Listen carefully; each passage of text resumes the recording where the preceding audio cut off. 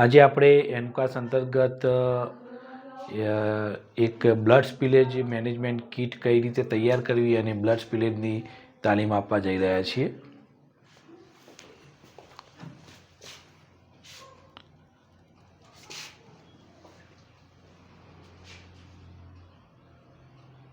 આ બ્લડ સ્પિલેજ કીટમાં આપણે જે કીટ બનાવવાની છે એમાં જો આપણે કીટ તૈયાર કરવા માટે સૌથી પહેલું તમે જોઈ શકો છો કે એમાં ગ્લોવ્સ હોવા જોઈએ.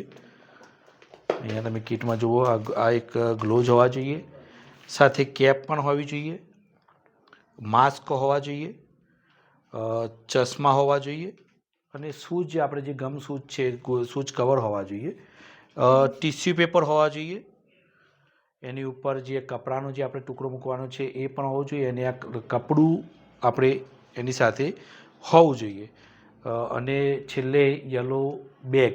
આટલી વસ્તુ બ્લડ સ્પિલેજ કીટમાં આવે છે જે ખરેખર મહત્ત્વની છે. એની સાથે સાથે હાઇપોક્લોરાઇડ સોલ્યુશનની બેગ હોવી જોઈએ અથવા તો એની જે બોટલ છે એ હોવી જોઈએ.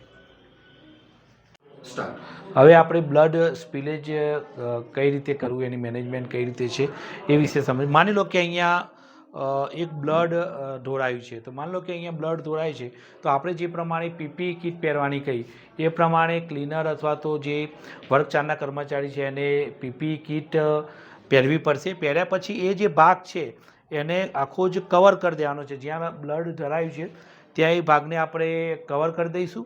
ત્યારબાદ ટીશ્યુ પેપરથી એની ઉપર ટીશ્યુ પેપર આપણે જ્યાં જ્યાં બ્લડ ઢોળાયું છે ત્યાં ટીશ્યુ પેપર મૂકી દઈશું અને 1% હાઇપોક્લોરાઇડ, એટલે કે 1% આપણે હાઇપોક્લોરાઇડ એની ઉપર રેડીશું.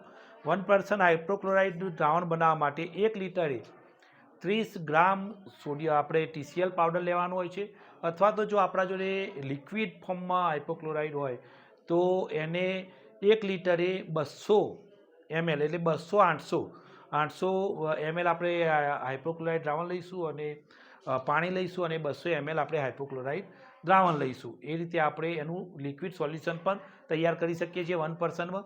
એને રેડ્યા પછી 30 મિનિટ સુધી રાહ જોવાની છે. હવે મારે 30 મિનિટ પૂરી થયા પછી 30 મિનિટ પૂરી થઈ છે. હવે આપણે જે ટીશ્યુ પેપર છે એને ઉપરથી લઈને જે બાયોમેડિકલ વેસ્ટની જે યલો ડોલ છે એમાં ફૂટ સ્ટેપથી, આપ જોઈ રહ્યા છો, ફૂટ સ્ટેપથી કોઈ જગ્યાએ કોન્ટેક્ટ કરવાનો નથી, ફૂટ સ્ટેપથી એમાં નાખી દઈશું. ફરીથી પાછું ટીશ્યુ પેપર લઈશું, એને વોશ કરીને એને નાખી દઈશું. એના પછી ત્યાં આપણે ફરીથી હાઇપોક્લોરાઇડ દ્રાવણ નાખી અને કપડાથી ત્યાં પોતું મારી દઈશું. હાઇપોક્લોરાઇડ નાખી અને જે કપડું છે એ કપડાથી પોતું મારીશું અને એ પોતાને પણ આપણે એનો નિકાલ કરી દઈશું. ત્યારબાદ જે પીપી કીટના ગ્લોવ્સ છે એને માસ્ક છે એ બધાનો આપણે બાયોમેડિકલ વેસ્ટનો નાશ કરીશું અને જે કોશન માટેનો જે એરિયા કવર કર્યો હતો એને પણ આપણે નાશ કરીશું. તો આ હતી આપણી આજની બ્લડ સ્પિલેજ મેનેજમેન્ટ કીટ. બ્લડ સ્પિલેજ, લોહી ઢોળાયું હોય તો એનું કઈ રીતે મેનેજમેન્ટ કરવું, એની કીટ કઈ રીતે બનાવવી, ખૂબ જ એનકાસમાં ઉપયોગી છે અને હું આશા રાખું છું કે આપને આ વિડીયો ખૂબ જ ગમ્યો હશે. તો જિલ્લા ટેકો કોઓર્ડિનેટર શ્રીનો આ વિડીયો આપ અચૂક લાઇક કરશો, સબસ્ક્રાઈબ કરશો અને જ્યાં પણ એનકાસ કરવાનું થતું હોય ત્યાં એને શેર કરશો. Thank you so much.